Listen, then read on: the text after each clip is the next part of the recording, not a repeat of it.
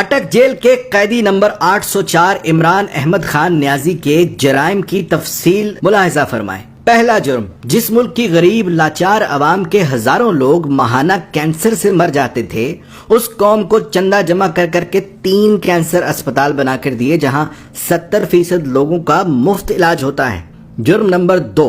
جب اس کی سابقہ اہلیہ جمائمہ نے اسے کہا کہ یا میرے ساتھ لندن میں عیش کی زندگی گزارو یا مجھے چھوڑ دو، تو اس نے پاکستان کو چن لیا، بیوی کو چھوڑ دیا، یہاں تک کہ لاکھوں پاؤنڈز جو جمائمہ کی دولت سے اسے ملنے تھے وہ یہ کہہ کے ٹھکرا دیے کہ مجھے ان پیسوں کی کوئی ضرورت نہیں۔ تیسرا جرم، 40 سالوں سے ایک دوسرے کو سیاسی اقتدار بانٹنے والے سیاستدانوں کو عوام کے سامنے اس نے ایکسپوز کر دیا۔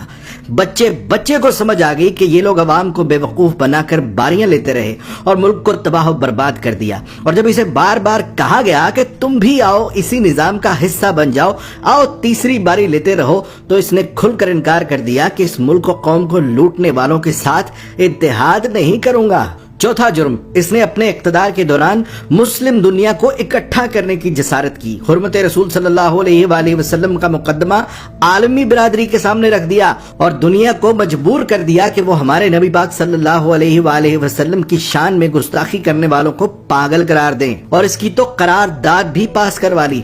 پانچواں جرم سن لو، اپنے اقتدار کے دوران مال بنانے کی بجائے غریبوں کو 12 ہزار روپے دینے شروع کر دیے، ہر خاندان کو 10 لاکھ روپے کا مفت علاج کروانے کے لیے صحت کارڈ جاری کر دیے۔ چھٹا جرم سنو اس کا، جب ہندوستان نے مقبوضہ کشمیر کا سٹیٹس زبردستی بدلا تھا تو اس کو بھی عالمی برادری کے سامنے لتاڑ دیا، اس کے ساتھ تجارت یہ کہہ کر بند کر دی کہ جب تک تم کشمیر کا سٹیٹس بحال نہیں کرتے تم سے تجارت نہیں کروں گا۔ ساتواں جرم، جب اسے پوچھا گیا کہ کیا ماضی کے سیاستدانوں کی طرح آپ بھی امریکہ کو اجازت دیں گے کہ وہ پاکستان میں بیٹھ کر افغانستان پر حملے کرے، تو اس نے کہہ دیا ایبسلیوٹلی ناٹ۔ آٹھواں جرم، اس قیدی نمبر 804 عمران احمد خان نیازی نے پاکستان کی تباہ و برباد ہو چکی کپڑے کی انڈسٹری کو دوبارہ شروع کرنے کی جرت کی، یہاں تک کہ اتنی لومیں چلا دی کہ کام کرنے والے کم پڑ گئے اور دنیا جہان سے پاکستان میں کپڑے کے آرڈر آنا شروع ہو گئے۔ جرم نمبر 9، جب اسے اقتدار سے زبردستی نکال دیا تب بھی یہ ملک چھوڑ کر بھاگ نہیں رہا تھا،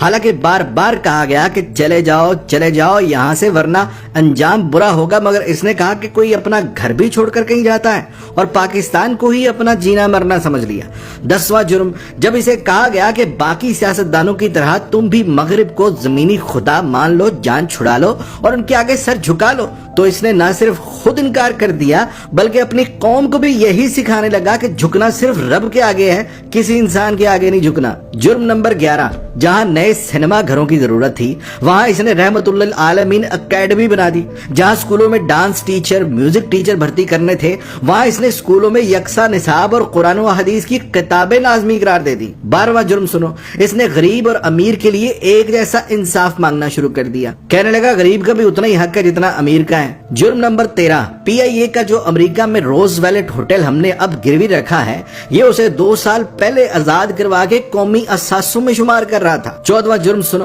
یہ اوورسیز پاکستانیوں سے لاڈ کرتا تھا، انہیں ایک باپ کی طرح سہولیات دینا شروع کر دی تھی۔ بیرون ملک وفات پانے والے اوورسیز پاکستانیوں کا جسد خاکی پاکستان لانے سے لے کر تدفین تک کا سارا خرچ بیت المال سے دینے لگا۔ بیرون ملک جیلوں میں قید پاکستانیوں کو آزاد کرا کر پاکستان لا رہا تھا، اور یہاں تک کہ اوورسیز پاکستانیوں کو ووٹ ڈالنے کا حق دینے لگا تھا۔ جرم نمبر 15، اس نے اپنے ہر اس ساتھی کو چھوڑ دیا جس نے کرپشن کی، جہانگیر ترین جیسے دوست کو بھی کرپشن کا مال بنانے پر خود سے الگ کر دیا اور تا حیات سیاست سے نااہل کروا دیا۔ قیدی نمبر 804 عمران احمد خان نیازی کے جرائم کی تفصیل بہت لمبی ہے، لہذا بقیہ جرائم سننے کے لیے دوسری ویڈیو ملاحظہ فرمائیں۔